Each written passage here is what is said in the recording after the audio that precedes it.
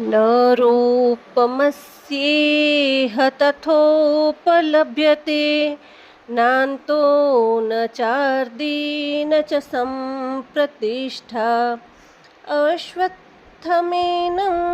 सुविरूढमूलम् असङ्गशस्त्रेण दृढेन छित्त्वा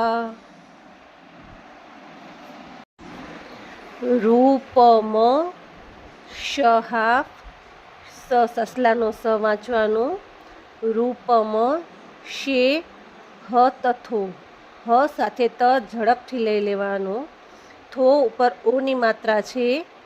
એટલે લંબાવીને બોલવાનું લભ્ય છે તો આપણે બનો આઘાત આપવાનો લભ્યતે નાનતો ના ને આની માત્રા ત ને ઓની માત્રા એટલે ઈ પણ મોટા લેવાના નાનતો ન ચા ન સાથે ચા જલ્દી લઈ લેવાનો દી રસ્વઈ છે ની રફાર છે એટલે ચાર દી ન ચ સંપ્રતિષ્ઠા અશ્વત્થમેનમ મેનમ સુવિરૂઢ સસલાનો વાંચવાનું નાના ઉની માત્રા વને રસ્વઈ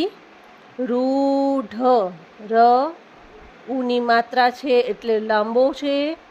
ઢ મૂલમમાં પણ મ ને મોટા ઉની માત્રા છે એટલે લાંબો વાંચવાનું અસંગ સ અને ઘ છે અસંગ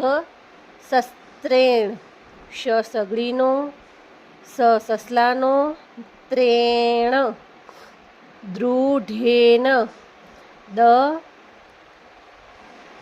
એને આપણે રૂની માત્રા છે એટલે દૃઢેન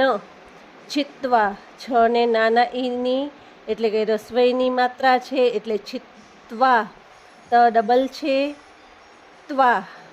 છિત્વા